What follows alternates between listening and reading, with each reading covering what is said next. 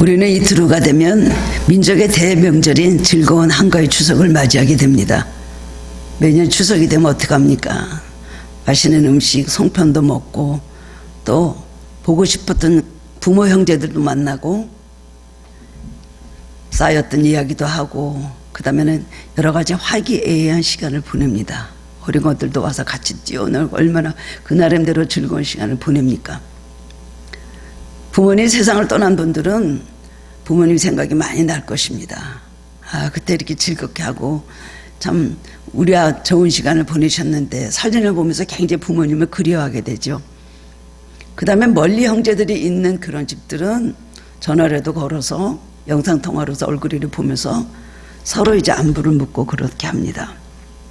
가장들은 일터에서 너무나 피곤하고 그랬기 때문에 연휴가 되면은 집에서 부족했던 잠을 보충을 하죠.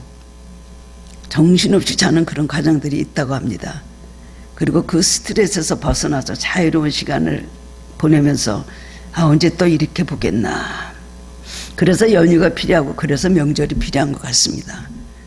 우리 한국의 구정과 한가위 추석은 1000만 명에서 2000만 명이 넘는 민족의 대이동이 있었던 그런 명절이었습니다. 그래도 작년부터 코로나19로 인하여 만나지 못하게 함으로 인하여 서로 안부나 전하고 서로 왔다 갔다 왕래를 하지 못하고 아마 올해도 그럴 것이라고 생각을 합니다. 우리가 매년 명절을 맞이할 때마다 물론 즐거운 시간을 보냅니다. 도심지에서 직장 다니는 자녀들은 시골에 있는 그 부모님들 만나기 위해서 여러 가지 선물을 보따리를 들고 터미널에서 그 차를 몇 달 전부터 미리 예약을 하고 가고 이런 거를 얼마나 우리가 보면서 마음이 흥겨웠었습니까? 그런데 가장 우리가 명절 때마다 우리가 깨닫게 되는 것은 행복이 어디 있느냐? 가정에서부터 나오는 행복이 우리가 사람에게 얼마나 필요한가? 그리고 만날 가족이 있다는 것이 얼마나 감사한 일인가? 그리고 그들이 나에게 얼마나 소중한가? 이것을 생각하게 된다는 것입니다. 하나님께서는 성경을 통해서 인간의 가장 기본적인 초석, 가장 기본적인 행복은 어디에서 나오는가? 가정이라는 것을 우리에게 가르쳐 주고 계십니다. 하나님 태초에 전지를 창조하실 때에 여섯째 날에 사람을 만드셨어요. 첫사람 아담을 만드셨습니다. 그리고 그에게 배필로 돕는 배필로 하와를 갈비뼈에서 빼서 만들어 주셨어요. 그리고 그들에게 가정을 이루어 주셨습니다. 한 몸을 이루고 자녀를 낳게 하셨습니다. 거기서 행복을 우리에게 주시려고 해서 가정을 에덴 동산에 가정을 이루어 주셨다는 겁니다. 그래서 성경의 역사를 보면 이 가정에서 벗어나지 않습니다. 성경의 역사가 무슨 국가적인 역사, 사회적인 역사가 뭐 이렇긴 합니다만은 가장 보면은 모든 구체적인 모든 것은 가정에서부터 시작이 되었습니다. 훌륭한 분들의 그 뒤에는 신앙의 훌륭한 위인들의 뒤에는 훌륭한 어머니, 신앙의 어머니, 훌륭한 아버지가 좋은 아버지가 계셨습니다. 우리가 역사를 통해서 그걸 많이 알고 있지 않습니까? 하나님의 역사는 이 가정에서 이루어지는 모든 양육과 교육과 그 부모가 자녀들 앞에서 시청과 교육하면서 가르치는 그걸 통해서 자녀들의 인격과 그의 모든 삶의 미래가 모든 것이 형성이 되고 결정이 되어진다는 것입니다. 그래서 아브라함의 가정, 이삭의 가정, 야곱의 가정, 그리고 요셉의 가정. 성경을 보면 창세기가 어떤 가정에 아버지가 있었고 또 자식을 낳고 또 많은 또 아내들이 있었고 또 자식을 낳고 그 다음에 가서 누굴 낳고 성경에 보면 그게 가정사 같지만 창세기는 그야말로 하나님의 역사에 있어서 굉장히 중요한 족장의 그 믿음의 역사를 기록을 하고 있는데 그것이 어디에서 이루어졌어요? 가정에서부터 이루어진다는 것이. 이렇게 가정이 굉장히 중요한 것입니다. 그래서 가정이 바로 돼야 되는 것이고 가정에서 행복을 찾아야 되는 것이고 가정이 바로서야 그 사람 모든 삶의 행복이 거기서 온다는 것을 우리는 알아야 되는 것입니다. 지금부터 90년 아니 100년 전에는 우리 한민족은 농경문화 속에서 가정의 행복을 누리고 살았습니다. 그러나 근래에서 어떻게 바뀌었습니까? 도시화되고 산업화되었죠. 그리고 가정은 완전히 핵가족으로 점점 변해가고 있습니다. 부모님 모시고 사는 과정이 많지는 않아요. 일단 결혼하면 다 핵가족으로 분가해서 사는 게 원칙으로 되어 있습니다. 그리고 정신적 가치관도 달라지고 도덕적 가치관이 달라지고 얼마나 모든 것이 가치관이 달라졌습니까? 혼란이 옵니다. 그리고 그때의 물질주의, 개인주의가 팽배해지면서 많은 과정이 병들고 가치관에서 벗어나서 병들고 그 다음은 깨지는 과정이 굉장히 많이 있습니다. 그래서 우리가 기독교에서 가르치는 교리와 이 세상 문화와 같습니까? 자라나는 자녀들 바로 그것을 주입시키기가 참으로 쉽지 않습니다. 부모가 자식을 양육하는 일도 이제는 아주 한계에 부딪힐 때가 얼마나 많이 있는지 모릅니다. 그 자식이 아니라 원수라는 말까지 하잖아요. 벌써 요새 애들은 너무나 영악해서요. 돌 지나고 두 돌 지나면 말을 너무너무 잘하고 너무 똑똑해요. TV나 이런 걸 보면서 너무나 많은 건 문화를 접하기 때문에 벌써 옛날의 애들하고는 다릅니다. 부모로 가르치려 들고요. 자기네들의 주관에 딱 서가지고 막 자기네들의 의견을 내놓을 때 보면은 어떻게 이럴 수가 있는가 놀라죠. 더구나 사춘기가 돼 보십시오. 이건 제멋대로인데 부모에게 내가 불효하겠다 해서 불효하는 애는 없습니다. 그러나 문화가 밖에 나가서 친구들하고 어울리다 보면은 엄마가 또 교회에서 성경에서 가르치는 거하고는 다르거든요. 재미없습니다. 구태연하고 완전히 시대에 완전히 뒤떨어진 생각이라고 하기 때문에 친구들하고 어울리다 완전히 달라져요. 그러니까 그때부터 사춘기 때 빗나가면서 부모 속을 얼마나 썩입니까? 그래서 몇 년 동안 애먹는 그런 부모들도 많이 있습니다. 이렇게 가정의 문제가 얼마나 많이 대두가 됐는지 몰라요. 그래서 그 기간 동안에 엄마 아버지가 인내하며 기도를 많이 해서 우리 가정에는 그런 일이 없겠지. 그렇게 하면 참 감사한 일이에요. 다른 집에나 있는 일이지 우리 집엔 그런 일이 있을까? 우리 애들이 아무렴 그러려고 저렇게 말 잘 듣고 이쁜 애가 그럴 리가 있겠어? 아닙니다. 하루아침에 애들이 정말로 오염이 되려면 오염이 될 수가 있는 것입니다. 부부 사이는 또 어떻습니까? 가정 문제, 부부 사이 같이 문제가 많은 그런 형태도 없죠. 가장 친밀하고 가장 사랑하고 가장 대화가 잘 이루어져야 될 부부 사이가 어떻습니까? 안 그렇습니다. 개인주의가 생기고 또 여러 가지 모든 세상에 유혹이 오고 가치관이 달라지니까 각자의 자유를 찾아서 그 다음에는 다른 데서 행복을 찾으려고 막 떨어다니는 것도 그런 경우도 많이 있습니다. 이런 가정에 찾아오셔서 사랑과 소망과 화평과 행복을 주시는 분이 바로 예수님이십니다. 우리 마음의 완악함과 강팍함을 보시고 사랑으로 하나가 되게 하신 바로 예수님이셔요. 그렇기 때문에 이 가정의 문제들은 어떻게 해결해야 됩니까? 예수님 오셔서 믿음을 주시고 그 가정이 주님 안에서 하나가 될 때만 문제가 다 해소가 될 수가 있는 것입니다. 아무리 크리스찬 가정이라고 해도 다 열심히 봉사하고 하나님이라고 다 믿음이 있다고 해도 너무나 막상 그 가정에 들어가 보면은 사랑이 식고 친밀감이 없고 소속감이 없고 서로 상처 속에서 갈등 속에서 살아가는 경우가 얼마나 많이 있는지 몰라요. 남의 입장에 서서 뭐를 생각한다는 일이 쉽지가 않은 것입니다. 서로에게 어떤 사랑을 요구하고 희생을 요구하는데 그것이 그렇게 쉽습니까? 그렇기 때문에 여러분 정말 신앙생활 잘하는 가정들도 상담을 하다 보면 헤어지고 싶단 말을 많이 합니다. 너무나 고통 속에 살아가는 가정들이 많이 있는 걸 봅니다. 그 이유가 뭘까요? 예수를 믿는다고 하면서도 그 집이 온전한 지붕으로 제대로 만들어지지 않았기 때문에 그렇습니다. 지붕은 뭡니까? 지붕은 집을 잘 덮는 것입니다. 기둥도 중요합니다. 내 기둥이 있어야 그 집을 받치죠. 그렇지만 지붕은 기둥보다 더 그 위에서 받치고 있는 것이 바로 지붕입니다. 덮고 있는 것이 지붕입니다. 이 지붕이 제대로 되지 않고 고장이 나가는 지붕이 어떻게 해서 되면 어떻게 될까요? 그 지붕에서 그냥 비가 오면은 새고 그 다음엔 바람이 오면 바람이 들어오고 그 다음엔 또 거기서 먼지가 떨어지고 흙이 떨어지고 이 지붕이 제대로 되지 않고 부서지면은 정말 치명적이 되는 것입니다. 비만 오면 뭐 언제서 빗물이 쏟아질지 모르니까 비가 오는 날은 불안해서 잘 수가 없겠죠. 빗물이 줄줄 새니까 자다 보면 뭐 대야 받쳐놓고 뭐 그다음엔 뭐 그릇 받쳐놓고 걸레질하고 그러지 않습니까? 우리 하나님께도 몇 년 동안 그랬잖아요. 여 위에서 그 상수도관이 터져가지고서는 빗물이 새는데 참 여러 번 힘들었었어요. 하나님 은혜로 꼭 그래도 예배 시간 전에 터져서 잘 덮어놓고 예배를 못 드린 일이 없었지만은 이제 상수도관을 다 수리했기 때문에 그런 일이 없어요. 지붕에서 물이 새면 그렇게 된다는 것입니다.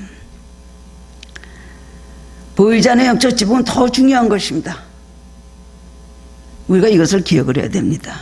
보이지 않는 영적 지붕이 이렇게 다 새고 부서지고 수리를 하지 않기 때문에 거기서 여러 가지 환란이 오고 어려움이 오고 바람이 불고 비가 새면 그야말로 쓰러지게 되고 가정에 문제가 생긴다는 것입니다. 우리 그리스도인들은 우리 가정은 지금 어떤 영적 지붕 아래 살고 있는가, 이것을 생각을 해야 되는 것입니다. 안전한가? 어떤 비바람이 불어도 우리 지붕은 튼튼한가? 생각해야 된다는 것입니다. 우리가 사는 지붕 밑에는 여러 방이 나눠져 있습니다. 근데 하나의 집이 그것을 다 바치고 있죠. 여러 방이라는 건 뭘 말합니까? 여러 가족들이 삽니다. 생각이 다르고 성격이 다르고 모든 거 연령이 다르고 다 다르죠. 그럼에도 불구하고 영적 지붕을 잘 덮으면은 결국 그 안에서 축복의 가정이 될 수가 있다는 것이에요. 오늘 우리 추석 명절에 가까운 이때에 우리는 뭘 생각해야 될까요? 우리 가정의 영적 지붕이 제대로 잘 수리되어 있는가, 우리 고쳐야 되는 것이 아닌가, 제대로 되어 있는가, 이걸 한번 살펴봐야 됩니다. 우리가 명절에 즐겁게 지내고 또 쉬고 뭐 먹고 참 즐거운 시간이에요. 정말 여러 가지로 마음속에 모든 것이 치유가 되는 시간이긴 합니다. 그런데 우리는 먼저 영적으로 뭐를 한번 생각해야 될 것인가, 뭐를 우리가 수리를 하고 고쳐야 될 것인가를 한번 생각해야 되는 것입니다. 내 가정의 영적 지붕은 바로 덮여져 있는가. 오늘 말씀을 통해서 깨달음을 얻고 함께 은혜를 나누는 시간이 되기 원합니다.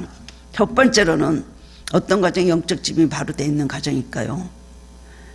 믿음으로 사는 가정입니다. 믿음으로 사는 가정이 되어야 됩니다. 믿음이 있어야 됩니다. 믿음은 뭐죠? 예수님을 믿는 믿음. 그 믿음 뭡니까? 그 믿음은요, 우리가 이 믿음으로 의롭다함을 얻는 것입니다. 세상과 분리되가 되는 건 뭐예요? 그 가정에 믿음이 있는가 없는가, 이것이 아주 중요한 것입니다.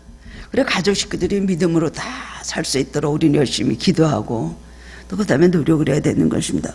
본문 로마서 5장 1절에 보면 우리가 믿음으로 의롭다 하심을 받았으니라고 합니다. 이것은 신앙이들이 믿음으로 하나님과 바른 관계를 가진다는 뜻이에요.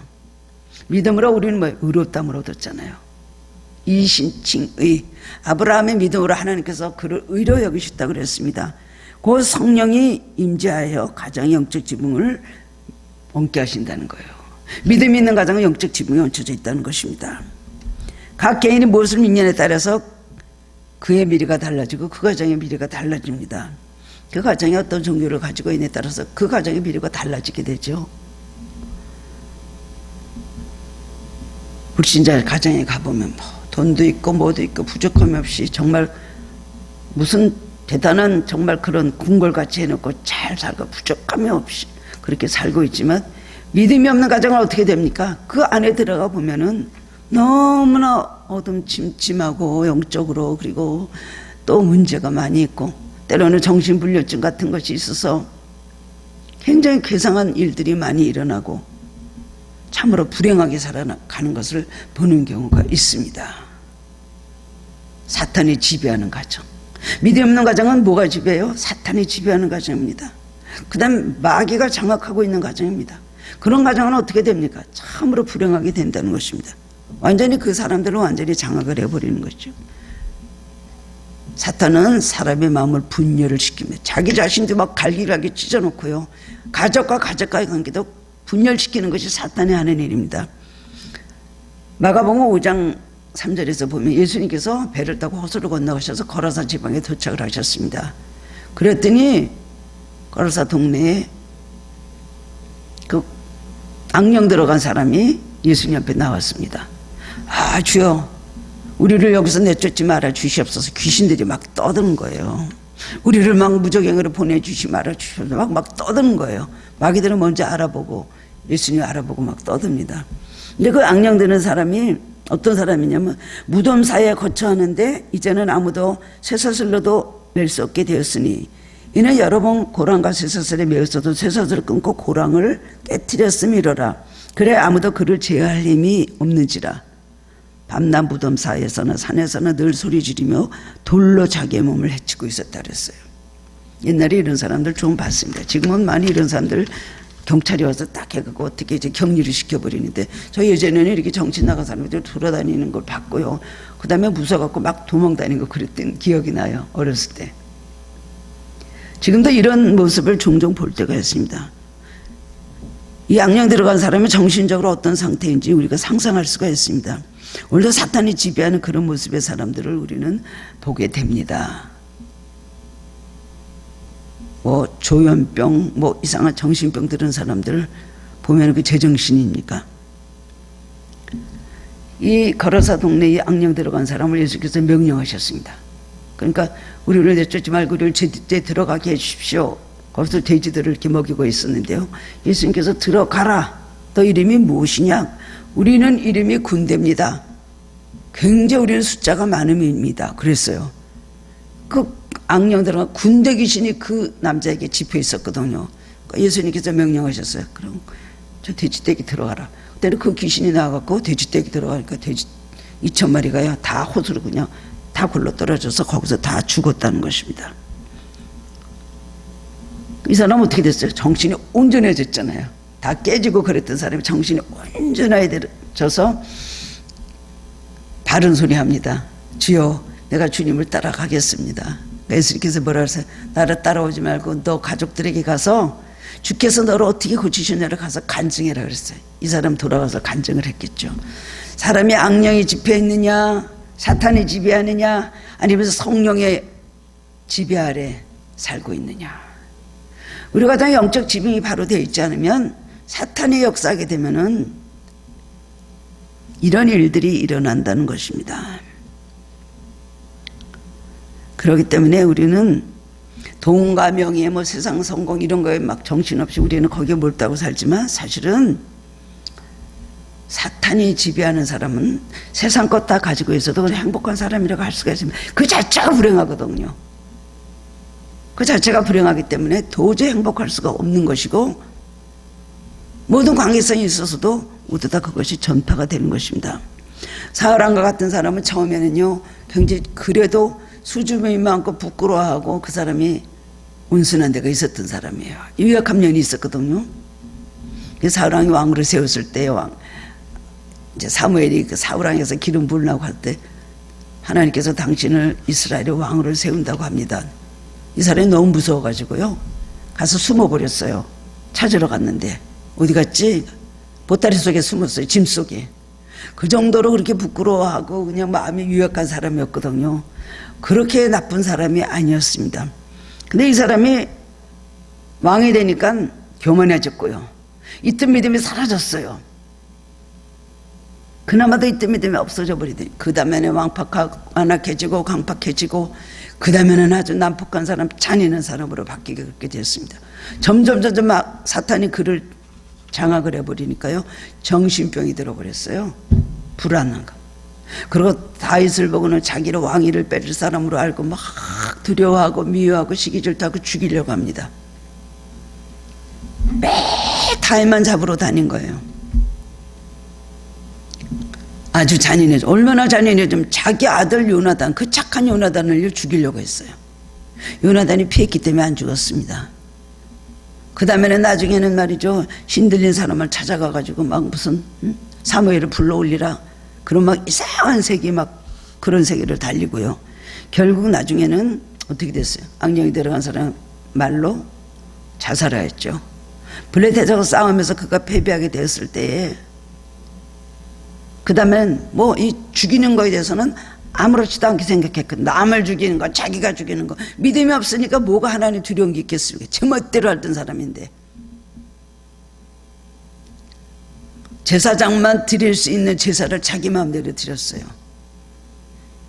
아말렉을 절대로 다 죽이라고 진멸하라는데 아말렉하고 전쟁하고 와서는요, 거기서 뭐 가축도 남겨두고 좋은 옷들 뭐 이런 것도 남겨두고 멀리 빼돌렸다가 하나님께서 그거를 아시곤 사마엘에 서 엄청나게 책망을 하셨거든요.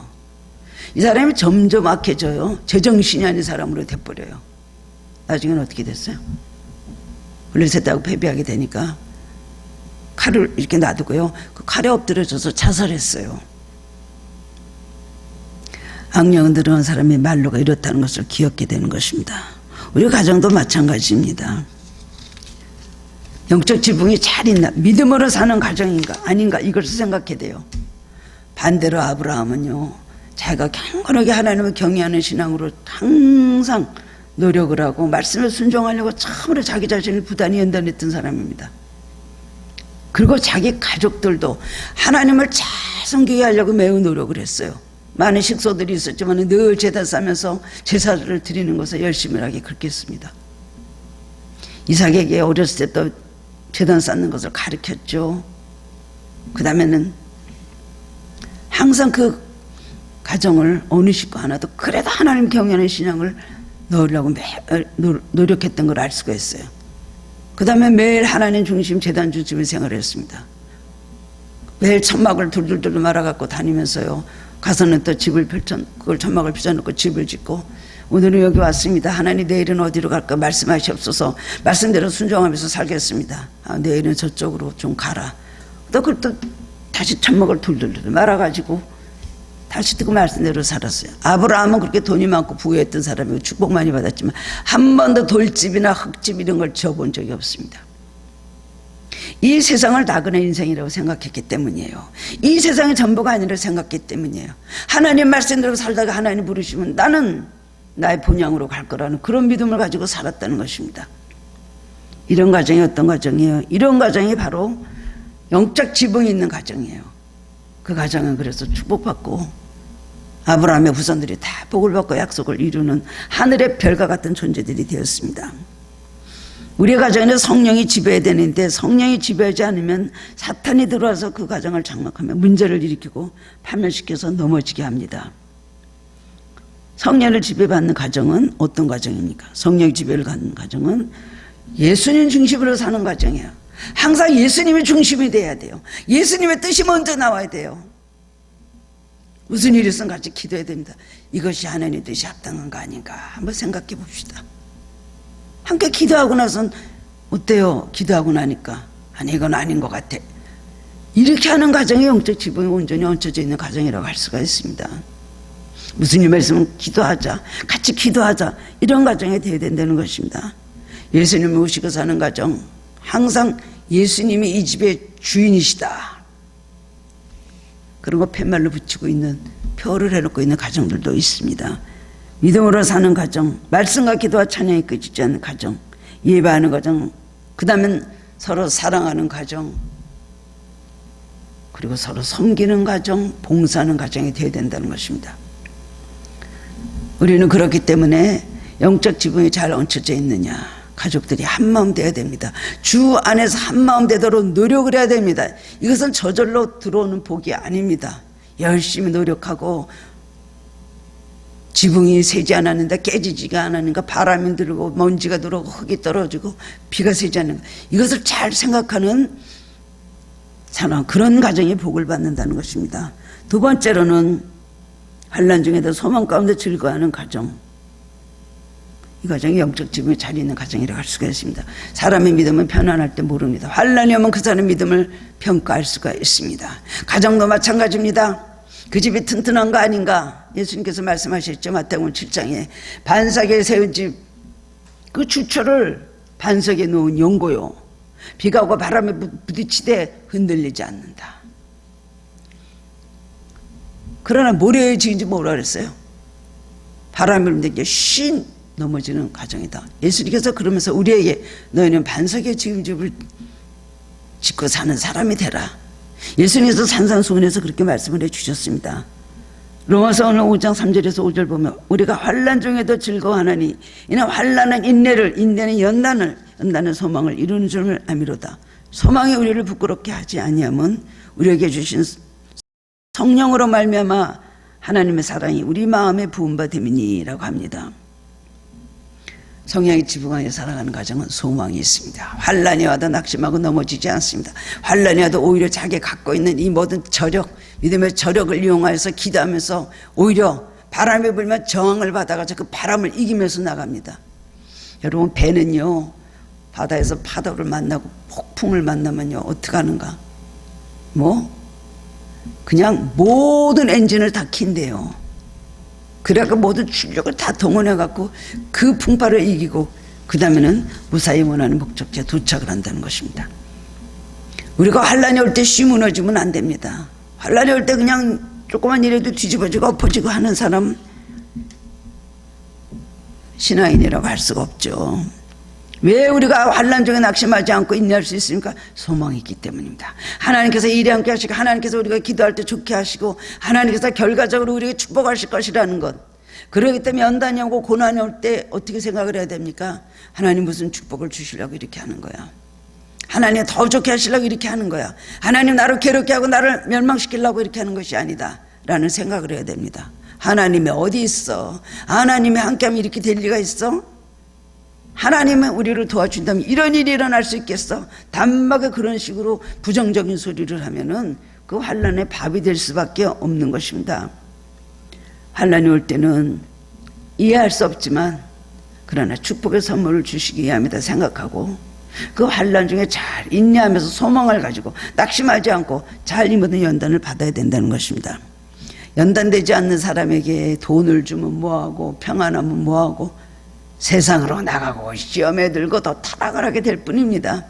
연단받은 사람에게 축복도 부어주셔야 연단 가운데 깨달은 것이 있기 때문에 이것이 죄다 이것이 죄가 아니다는 걸 분별을 할 수가 있습니다. 연단 중에 이겨내는 사람은 축복이 와도 거기서 분별하고 그 축복 가운데서도 함부로 세상으로 나가려는 것을 분별해서 가리고 그것을 절대로 받아들이지 않을 수 있는 그런 지혜와 믿음의 능력이 생기게 그렇게 되는 것입니다. 연단이 온다고 무조건 두려워하고 무조건 싫어할 것이 아니라 나에게 무슨 축복을 주시고 이렇게 하는가 믿음을 가지고 잘 인내하고 감사하며 기다리고 있다 보면 그 연단이 지나고 나면은 하나님께서 더 많은 축복을 우리에게 허락해 주시는 겁니다. 여러분, 환난 가운데도 소망을 버리지 마시기를 바랍니다. 우리가 이 세상에서 여러 가지 많은 어려운 일들을 당하는데 소망이 없으면 어떻게 이걸 이겨냅니까? 이 세상에서 가족들을 잃는 슬픔, 이거보다 더 큰 슬픔은 없어요. 자녀들을 잃는 슬픔은 어디다 비교할 수가 없습니다. 비록 천국에 갔다고 해도 위로가 안 됩니다. 그런데 우리가 왜 위로를 받고 그런 슬픔을 이기고도 우리는 견고하게 살아가는 이유가 뭡니까? 소망이 있기 때문에 그렇습니다. 우리가 힘들어도 천국에 소망이 있기 때문에 주님 만날 날이 있다고 생각하면 주님을 위해서 받는 고난도 우리 이겨낼 수 있습니다. 주님의 약속을 우리는 그걸 믿기 때문에 주님을 위해서 받는 모든 핍박과 영적 싸움에 지치고 힘든 거 있어도 아프고 그래도 이겨낼 수가 있는 것입니다. 여러분 삶 속에 어떤 고난이 있습니까? 성령의 지붕 아래 여러분이 살고 여러분 가정에 성령의 지붕 아래 있다면 절대로 낙심할 것이 없습니다. 소망을 가지시기 바랍니다. 절대로 낙심하지 마시기를 바랍니다. 하나님은 어떤 하나님? 소망의 하나님, 희망을 주신 하나님. 이 세상에 하나도 희망이 없고 절망으로 뒤집혀고 이 세상이 깜깜하다 할지라도 한 줄기의 빛이 오는 것은 하나님으로부터 오는 것입니다. 우리는 그것을 바라보면서 사는 사람들입니다. 믿음이 있으면 소망이 있습니다. 믿음, 소망, 사랑 이 세 가지는 항상 있을 것인데 그 중에 저희는 사랑이라고 말했지만 믿음도 믿음에서 소망이 나고 소망이 있기 때문에 사랑으로 모든 걸 이겨낼 수가 있는 것입니다. 인내하는 사람은 연단을 받은 사람입니다. 연단 받고 나면요 인격이 성화가 돼 성숙해져요. 연단 받고 믿음이 견고해져요. 연단 받고 나면은 잘 이기고 나면은 굉장히 영양가 있는 그런 영혼이 될 수가 있는 것입니다. 값비싼 보석은 다이아몬드가 가장 값비싼 보석이라고 그랬죠. 그거는요 1000도가 넘는 그런 온도, 그 다음엔 수만 분의 그 압력을 또 눌린대요. 그런 뜨거움 속에서, 그런 압력 속에서 그것을 받아서 연단대에서 나오는 것이 바로 다이아몬드, 가장 비싼 빛나는 다이아몬드입니다. 그런 과정이 있는 거 어떻게 알겠습니까? 다이아몬드한테 물어보면 너 얼마나 힘들었냐? 내가 그냥 이렇게 아름답게 빛나는 보석이 된 게 아니에요. 내가 얼마나 힘들었는 줄 알아요? 땅속에서, 바위 속에서 얼마나 힘들었는 줄 알아요? 아마 그런 고백을 할 것입니다. 금도 그렇습니다. 그냥 한번 슬그머니 불 속에 넣었다 나오면은 숟가락 하나는 나올까요? 그러나 불 속에 녹여져서 그거를 틀에 발아 넣었다가 나와가지고 만들어내면요 저 기계로도 나오고 탱크로도 만들어질 수가 있는 것입니다. 왜냐하면 연단을 강하게 받았기 때문이에요. 뭐 다이아몬드나 이런 금 같은 뭐 생명이 없는 보석들도 그러는데요, 우리는 하나님 천하보다 한 영혼 귀하게 여기시는 그런 우리들입니다. 우리가 연단 받아야 되지 않겠습니까? 이런 모든 이치는 같은 것입니다. 하나님 나라에 아름답게 우리가 가서 빛나는 보석이 되려면 여러분 우리 땅에서 연단 받아야 되는 것입니다. 그 연단을 이겨야 됩니다. 연단 받을 때면 정말 뭐 하나님 어딨냐, 연단 받을 때 다 귀찮다, 괴롭다, 포기하고 싶다, 이런 부정적인 말을 하면 안 되는 것입니다. 야곱의 11번째 아들이었던 요셉은 어땠습니까? 그 모진 연단을 받았지만 애굽에서 그 생활을 잘 이기고 나니까 국무총리가 되었습니다.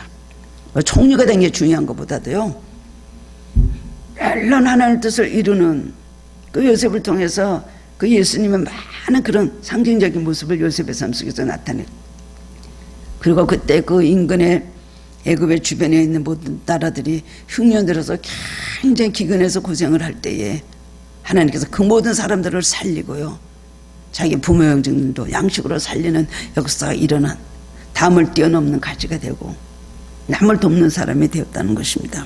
다니엘도 그랬습니다. 다니엘도 사자굴까지 들어갔다 왔습니다. 사자굴 갔다 들어갔다 왔지만 결국 그것을 이기고 나니까 하나님께서 다니엘서를 쓰는 그런 예언자가 되었죠. 욥도 그렇습니다. 얼마나 많은 연단을 받았습니까? 인간으로서 견딜 수 없는 그런 환난 속에 있었지만 믿음으로 그걸 이겨내고 나니까 결국은 하나님께서 마지막에 2배 축복을 주시고, 우리가 욥기를 읽을 때 얼마나 위로를 받습니까? 고난을 당하고 우리가 연단을 당하고 환난을 당할 때 욥기를 읽으면서 많은 위로를 받는 것입니다. 성경에 나온 모든 사람들은 수많은 연단을 이기고 그대로 삶의 모든 전기, 자기 삶의 그 모든 자서전 같은 글들은 오늘 우리에게 굉장히 교과서 같이 우리에게 큰 힘을 주는 그런 귀한 은혜의 기록서가 된 것을 우리가 알 수가 있습니다. 다윗도 그랬습니다. 얼마나 많은 어려움을 겪었습니까?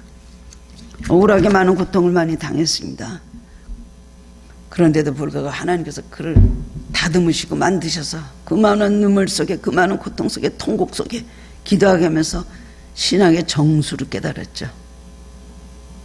시편을 쓰며 우리에게 얼마나 은혜로운 그런 주옥과 같은 그런 시들을 우리에게 전해주고 있습니까?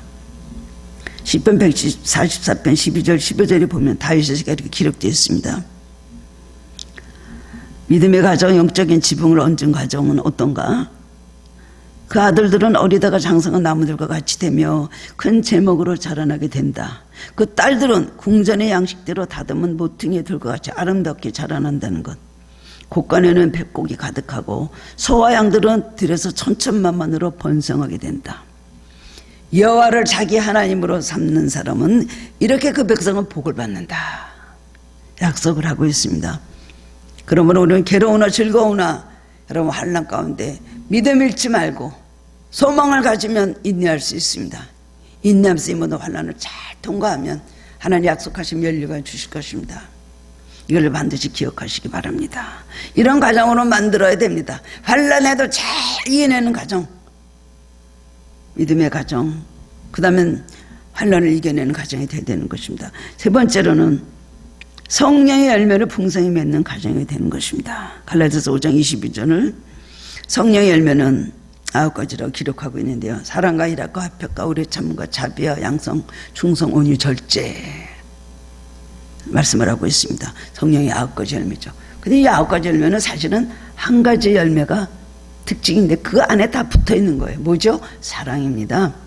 사랑의 한 가지 열매에 마지막 8개가 다 거기에 연결이 되어 있는 거예요. 다 통하는 요소라고 할 수가 있습니다. 마치 귤석이 어떻겠습니까? 귤석에 7개, 8개 쪽이 붙어서 그 위에 귤껍데기 안에, 노란 귤껍데기 안에 그것이 속에 그 알맹이들이 있는 것과 마찬가지라는 것입니다. 우리가 은혜를 받고는 그리스도는 새롭게 됩니다. 영적 지붕이 있는 가정은 어떤 경우에서도 병들었다도 치료를 받을 수가 있습니다. 환난이 왔다도 그 환난을 이겨낼 수가 있습니다. 결국은 잘 되게 해주시고 하나님의 축복으로 모든 것이 해피엔딩으로 끝나는 것을 보게 됩니다. 그래서 한 사람 한 사람 변화됨으로 말미암아 치유 역사가 나타나고 성령 역사가 나타나고 생명 역사가 나타나고 행복한 가정이 되는 것입니다. 거듭나는 역사, 새로운 빛이 되는 것이 성령의 역사라는 걸 기억하시기 바랍니다. 여러분 김신조 목사님 된 거 아시죠? 이분은 본래 1968년 1월 21일 날 북한의 124군 부대에서 난파 공작공으로 내려왔던 아주 특수공작원, 청와대를 폭파하러 나왔고 그 다음에는 박정희 목을 따러 왔다고 그렇게 그때 말을 했어요. 무시무시한 사람이에요.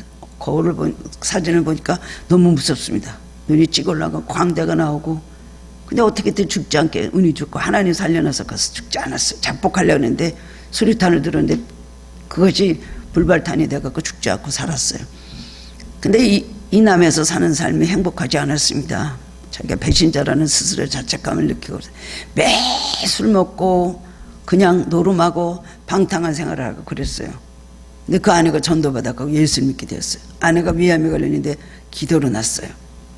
남편을 찾아서 울면서 기도를 하는데 아내를 몇 번이나 내쫓으려는데 아내가 나는 안 나간다 그래서 그냥 살았다는 거예요.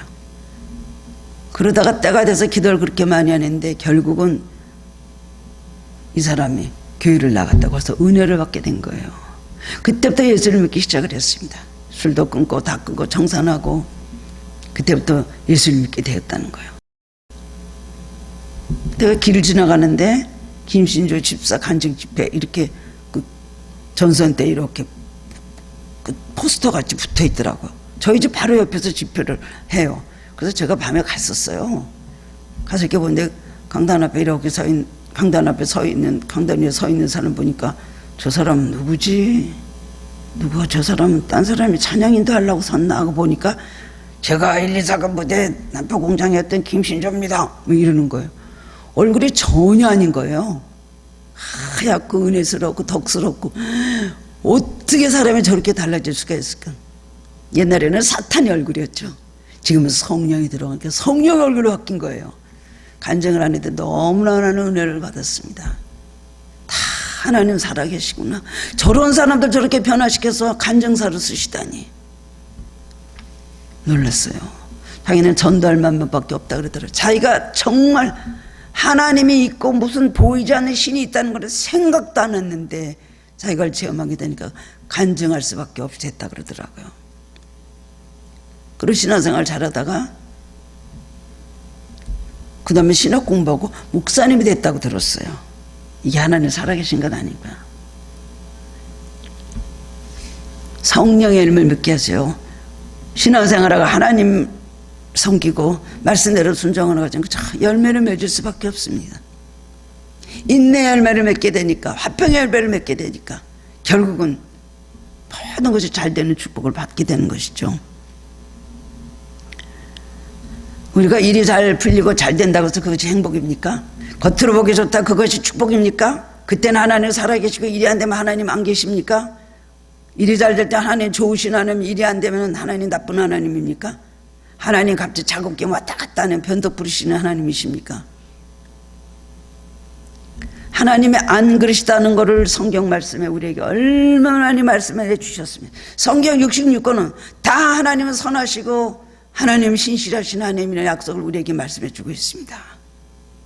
여러분 이걸 믿어야 됩니다. 하나님 통치하시는 가정, 하나님 통치하시는 사회, 하나님 통치하시는 또 물론 교회도 그렇고요. 하나님 통치하시는 나라가 될 때는 축복이 올 수밖에 없다는 것입니다. 때로는 마귀가 쓰러뜨리려 하고, 때로는 와서 우리에게 고통을 주고, 지붕을 뜯어내고 기둥을 꺾어버리고 하면서 무너뜨리려고 하지만, 믿음을 가지고 나아갈 땐 그 가정은 절대로 건강한 가정이 될 수가 있다는 걸 믿으시기 바랍니다. 로마서 8장 26절 28절에 보면 성령은 말할 수 없는 탄식을 위해서 간구해 주신 분이시다. 28장 말씀 보면 하나님 사랑하는 자, 그 뜻대로 부르심을 받은 자들에게는 모든 것이 합력하여 선을 이룬다 그랬어요. 지금은 선으로 안 보입니다. 우리 현재는 선으로 안 보입니다.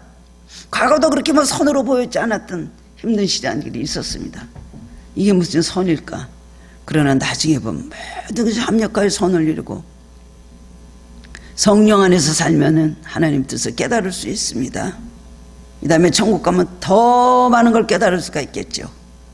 그때는 알아질 겁니다. 아, 그때 그렇기 때문에 저를 그렇게 하셨군요. 저는 몰라가지고 괜히 원망하고 짜증내고 정말 그랬잖아요. 얼마나 그때가 부끄러운 일이 많이 있겠습니까? 합력하여 선을 이루게 하시는 하나님, 어떻게 행복하게 사는 가정이 있었습니다. 뭐 행복하다는 것이 다른 것보다 뭐 그냥 좀 경제적으로 괜찮고 어려움이 없는 가정, 다 예쁜 자녀들도 있고 막 그랬습니다. 내가 아내는 예수를 믿었지만 별로 열심히 믿지는 않았습니다. 오늘날 딸이 6살 난 딸이 자꾸만 이렇게 밥을 잘 안 먹고 막 얼굴이 누래지고 식은땀을 흘리고서 병원에 데려가니까 폐결핵이라는 거예요.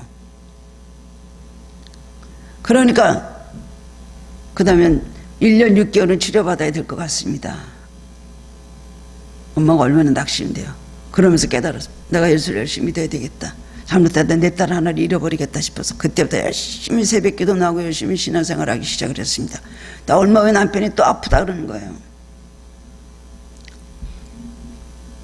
그리고 뭐 사업도 굉장히 뭐 어떤 물질적으로도 어려워지고 그랬습니다. 기도하면 할수록 또 잘 안 되는 거예요. 그 남편이 병원에 가니까 폐결핵이 또 담석증이래요. 굉장히 많은 어려움을 겪게 되었어요. 더욱더 이 안에 열심히 기도하고, 그 다음에 기도로 아기를 치료하고, 기도로 남편을 치료하고 그랬습니다. 그 다음에 얼마 뒤에 남편이 병이 났어요. 물론 딸도 병이 났고요. 그때부터 어떤 조그만 사업을 하기 시작을 했는데, 어느 날 목사님 설교를 들었습니다. 뭐 딸 병 때문에 그렇게 시간을 보내고 그랬죠. 속을 얼마나 많이 상했겠습니까? 남편도 또 병고르죠. 물질적으로 어려움 겪었죠. 오늘 목사님 설교를 하시는데 11조에 대한 설교를 하셨는데 마음에 굉장히 마음이 결심이 왔습니다. 내가 믿는 바에는 어떤 하나님은 믿고 어떤 하나님을 안 믿을 것인가, 하나님 말씀 이걸 다 믿고 내가 실천해야 되겠다 생각하고 11조를 하기로 마음먹은 거예요. 11조 할 수 있는 형편이 되지를 못했습니다. 먼저 떼야 되는 거 11조는. 나중에 떼려면 11조 안 남아요.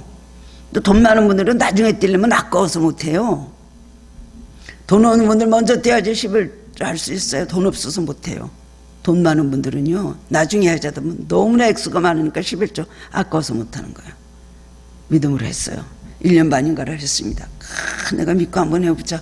굉장히 힘들었지만 순종을 했습니다. 1년 반 지난 다음에 연말이 돼서 이 사업이 점점 일어나기, 그다음 조금 일어나기 시작을 하는데, 그 다음에 가서 이렇게 계산을 해보니까 더더들도 아니고 11조 낸 것을 10배로 하나님께서 그대로 부어주신 계산이 나왔어요. 하나님은 정확하시구나. 그때부터 더 열심히 신앙생활을 했는데 하나님께서 사업에 잘 되게 좀 많은 축복을 받았다는 겁니다. 사람들 벌써 막 울면서 이분이 간증을 했어요. 하나님은 합력하여 선을 이루시는 하나님이시다. 내가 애가 아프고 남편이 안 아프고 어렵지 않았으면 내가 그렇게 신앙생활을 했겠냐고 막 울면서 말씀 전할 때 모든 성도들이 다 은혜를 받고 아멘 아멘 하고 소망을 가지게 그렇게 되었습니다. 여러분의 가정 지금 어떤 지붕 아래 살아가고 있습니까? 한번 돌아볼 필요가 있습니다. 아이, 우리 아내가 뭐 지붕을 하나를 잘 튼튼하게 하고 있겠지. 아내가 하면 돼. 아이, 우리 남편이 믿음이 나보다 좋으니까 남편이 영적 지붕을 잘 얹고 있겠지. 내 소관이 아니야. 나는 그 밑에서 그냥 문제만 안 일으키고 살면 돼 라고 생각해서 되겠어요? 자녀들도 뭐 우리 엄마 아빠가 알아서 하겠지. 나는 주는 거나 먹고 그냥 뭐 행복하게나 살면 되지 하면 되겠어요? 지붕은요, 지붕이 고장난 거 수리해야 될 거 발견하는 것도 어느 가족이라도 어린아이라도 보고 엄마 지붕이 저기 뭐가 갈라지고 저기가 좀 이상하다. 어린아이도 지적할 수 있어요. 어린아이들이 엄마 아빠한테 엄마 기도해 기도해 이런 애들 많아요. 엄마 기도하라고 성령의 말을 하는 애들이 있어요. 그럼 뭐예요? 영적 지붕 고치라는 소리죠. 저 아는 집 그 집사님 아들은요, 그 남편이 일이 안 돼갖고 그냥 놀고 있었어요. 근데 엄마가 와서 기도라는 이렇게 앉아서 그냥 끄떡끄떡 기도하고 있는데 울어 엄마 울으라고 4살짜리 애가요 막 머리를 엄마를 갖다 머리를 베어내면서 울으라고 그 성령의 음성으로 깨달았다는 거예요. 그때부터 울면서 기도하니까 정말 울면서 기도하니까 남편의 일이 풀리더라는 거예요. 오늘 그렇습니다. 여러분 영적 지붕이 어디가 고장난지 수리가 해야 되는지 어디가 어떻게 뭐가 틀어졌는지 발견하시기 바랍니다. 한 사람의 일이 아니죠. 그 다음엔 수리가 필요하면 수리해야 됩니다. 더 큰 환란이 오기 전에 수리해야 되는 것입니다. 여러분 이번 추석 명절에 그거 잘 보시고 우리 가정은 영적 지붕이 잘 돼 있는가, 아니면 내 부모 형제 내 혈연은 어떻게 돼 있는가 한번 생각하시기 바랍니다. 아직도 구원만 받지 못했던 가정이 있다면 어떻게 될까요? 전도를 해야지. 만나시기 전에 준비하고 꼭 전하시기 바랍니다. 그러면 그 가정에 하나님의 구원의 역사가 일어나게 될 것으로 믿습니다. 그래서 우리가 하나님 앞에 믿음으로 살며 또 그 다음엔 순종하며 성령의 힘을 많이 맺는 환난 중에 잘 인내하는 그런 가정이 되어서 늘 하나님의 축복 가운데 살아가는 성도님들 되시기를 주님의 이름으로 축원합니다. 사랑의 주님 은혜를 감사드립니다. 오늘 말씀을 통하여서 우리들의 가정에 영적 구원이 바로 돼 있는가, 우리들의 영적 지붕이 바로 잘 얹혀져 있는가 다시 한번 생각할 수 있는 시간을 주심을 감사드립니다. 우리는 위를 올려다보지 못합니다. 땅만 내려다보고 삽니다. 무엇을 얼마큼 하늘로부터 받아서 이 땅이 넓어질까, 이 땅이 좋아질까, 앉은 자리가 더욱더 어떻게 복될까 이 생각만 하고 있는데 위를 올려다보게 하여 주옵소서. 우리 가정이 성령이 인도하는 가정인가, 사탄이 역사하는 가정인가 깨달아 알게 하여 주시기를 원합니다. 가정은 가정대로, 가정주부는 아내는 아내대로, 자녀들은 자녀대로 하나님 각자의 믿음 안에서 서로 하나님 한마음 되어서 주님 안에서 주님을 잘 섬기는 가정들 될 수 있도록 도와주시고, 가족들 만나서 함께 시간을 보낼 때 서로 사랑을 확인하고 믿음을 서로 권면하고 그리고는 서로서로 좋은 대화를 나누며 성령의 은혜가 충만한 추석 명절 기간이 되게 하여 주시옵소서. 감사드렸고 예수 그리스도 이름으로 기도드리옵나이다. 아멘.